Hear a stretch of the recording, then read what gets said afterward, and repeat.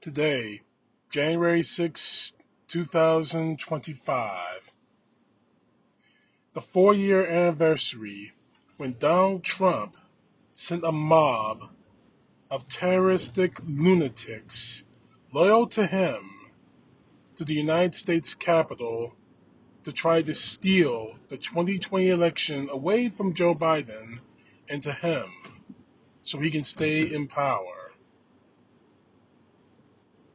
Today, January 6, 2025, at the time I'm making this video, Congress has actually certified the election results, making Donald Trump the new president. Today, January 6, 2025, the day that America took the first steps towards its destruction at the hands of Donald John Trump. The fact is, today our nation took the first steps to being destroyed. Democracy, the very thing that Donald Trump was trying to destroy 4 years ago. 4 years ago, the very thing that he wanted to destroy to stay in power, he is now being put in charge of. The sad reservation of all of this is the simple fact that Trump has shown himself to be that person who will destroy this country. And he has an army of people behind him willing to do so. Whether it be a congressman, whether it be his newly minted Speaker of the House, Mike Johnson, who wants to pretend that Donald Trump hasn't said a bad thing about him. Everyone in the MAGA, their hands are not clean on this. The destruction of the United States of America has begun at the hands of Donald John Trump. Right now, Trump is on cloud nine. He's celebrating. His supporters are on cloud nine, acting like they're drug addicts on just getting a new injection of heroin. But I don't know if reality is going to set in for these people, or if it ever will, when their bank accounts get smaller and smaller and smaller. When they have to pay for more on gasoline and groceries. When their basic rights, their basic human and American rights, are taken from them in the service of Donald Trump. The simple fact is, 4 years ago, we all saw what Donald Trump was willing to do to rip this country apart.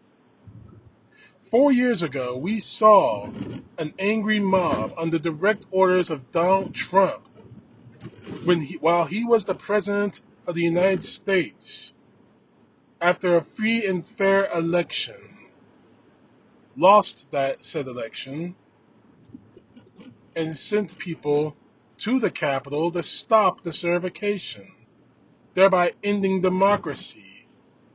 And now here we are 4 years later, and the very man who tried to end our democracy was certified by the Electoral College votes to become the new President of the United States. This is one of those rare times that I'm in complete and total ashamed of my country.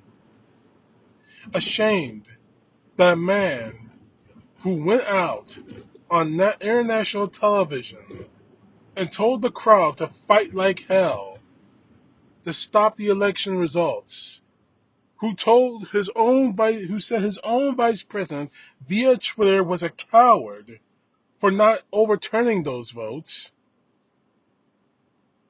We are exactly right now 14 days away barring something miraculous happening, from putting a madman who tried to rip our country to cinders back in a position of power as President of the United States. Again, this is a rare time that I'm ashamed of my country, that I'm ashamed of its people for voting this lunatic in. Voting for Donald Trump, in my eyes, in my view, and I don't care how people are going to look at me when I say this, voting for Trump, in my eyes, was like hoping the Nazis would win World War II. It's that serious. Donald Trump has shown him to be a very dangerous man. And what did Donald Trump supporters do? They handed him the loaded gun. They told him to walk into a school or a church or a mall or anywhere else in public and start spraying bullets. That is what the MAGA has done to this country by handing this country over to Donald Trump. They might as well be handing a gun to a mass shooter and pray they don't hit the people they care about the most. Go ahead, Donald. Start killing people. Just don't kill my mother, my father, my wife, my kids. Kill everyone else, but don't kill them. That's what they've done. And they naively thought that that is what's going to happen. That everyone else is going to get hit by this. Everyone else is going to be affected by this. But not me, not my family. The fact is, the MAGA handed a gun to a madman. And the fact is, it's not going to end well for any of us.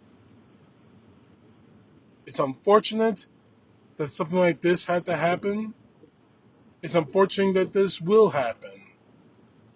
But I'd like to believe that people who believe that I do a thing and it won't affect me, that somehow, some way, that they'll actually understand when it does affect them. When they do lose money. When they do have to pay extra for gas and groceries. When they do lose their health care or their jobs. When they do lose the people they love the most in this world, they claim to love the most in this world. I think that that's the only way that's going to snap them out of this fantasy of Donald Trump is God and snap them to the reality that Donald Trump conned every single one of them. I do not wish that on anyone. But unfortunately, it seems that that's the only way to fight against this insanity. Donald Trump is less than 2 weeks away from being President of the United States, and this country will burn. He already tried it the first time. And he's got an entire army of people this time to help him finish the job,